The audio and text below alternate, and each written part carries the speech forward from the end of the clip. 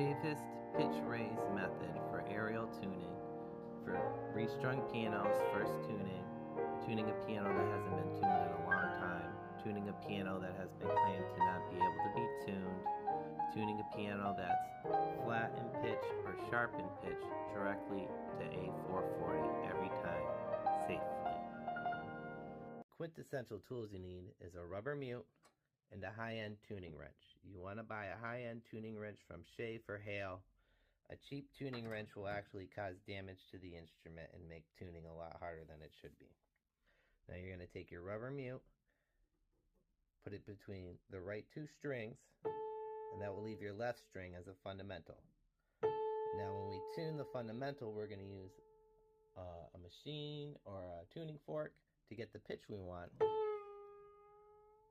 And we're always going to go counterclockwise and then up the pitch.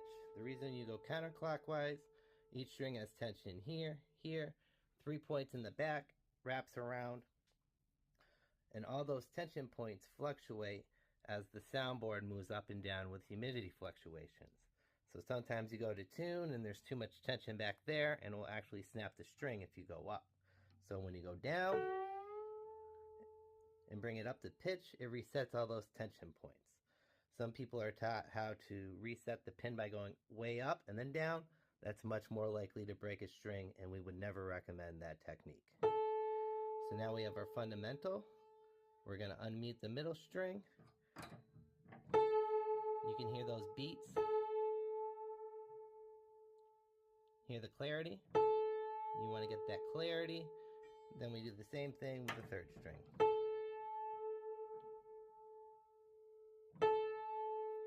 If you come across a pin that's slightly looser than the rest, you can take an eyedropper and put a drop of pin tight in it. This is a natural pine rosin that will actually restore the humidity in the pin block and will permanently seal it in. You can actually use your finger as a mute instead of the rubber mute if you have calloused hands. If you have sweaty palms or you use lotion, you shouldn't be touching the strings. If you're worried about touching the strings or want to clean the strings in general, you can use witch hazel on a cloth. It's great for metals and getting debris off. It's quintessential to take in the atmosphere. This piano is a half pitch flat because she ran the fireplace 5 times in winter. I've instructed her how to keep humidity in the room and cover the piano when using the fireplace. The owner of this piano was told it can't be tuned. I've actually tuned and guaranteed thousands of pianos that sounded just like this with no problem. As you can hear, the piano is very out of tune with itself and about a half a pitch flat. Again, we can bring it right up to concert pitch and it will hold. The first note we want to tune is C using an app or a tuning fork. We're actually going to go slightly sharp because we're so flat on the piano. It will end up at A440 at the end. Now we tune all the C's up in octaves. Now that we've tuned all the C's, we're going to use our ear to try and find the fifth and use an app to double check we have it right.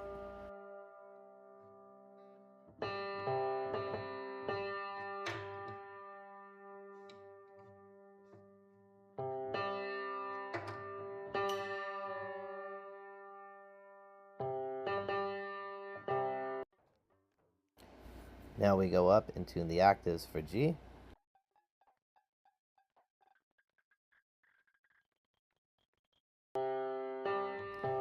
E, we hear the major third.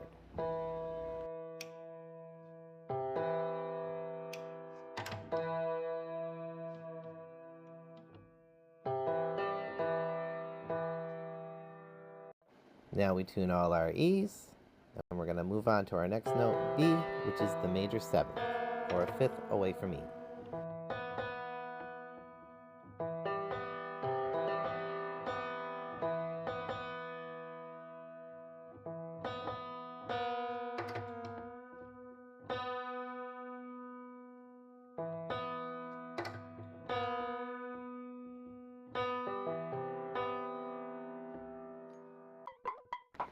Now we're going to tune all our B's and octaves and move on to our next note, which is F, which is the perfect 4th from C.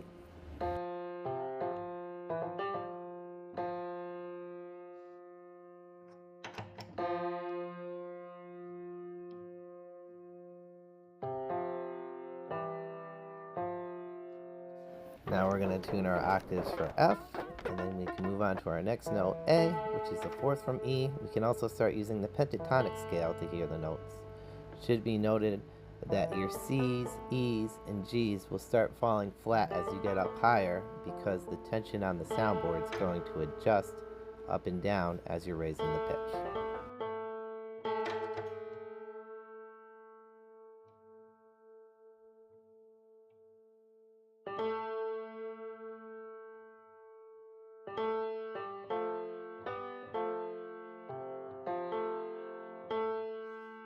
Now we do our octaves for A, and we're going to move on to our next note, D, which is a fifth from G, the pentatonic scale.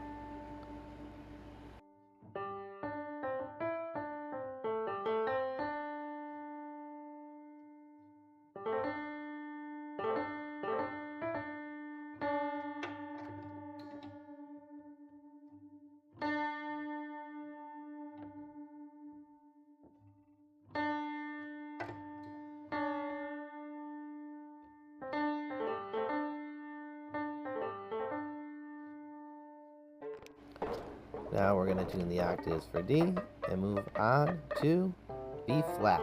So we can use the pentatonic scale and fourths and perfect fifths to find our flats and sharps.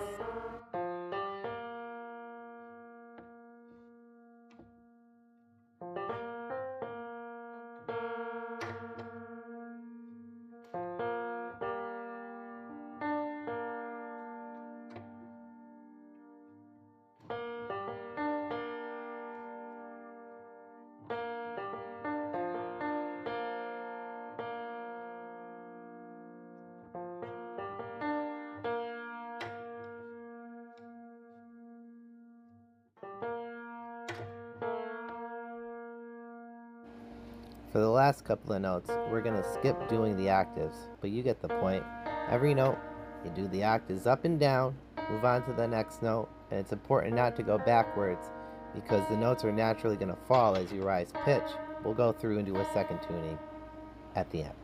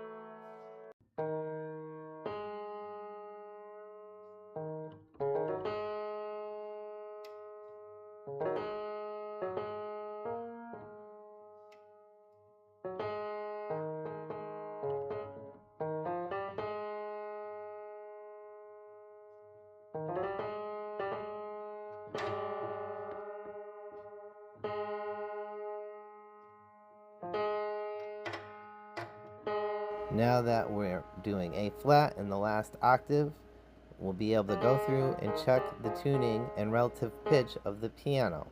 Now, since we raised it about a half a pitch, we're right at A440, but some of the notes are slightly sharp, slightly flat, but it's close enough where we can fine tune it and bring it right to concert pitch. and 2 quick tunings. Now we've fine-tuned our first octave and are ready to go up and go chromatically tune the piano. Finally, safe chromatic tuning. Now we go through and chromatically tune the piano note by note, bottom to top. Finally, the piano is back to concert pitch.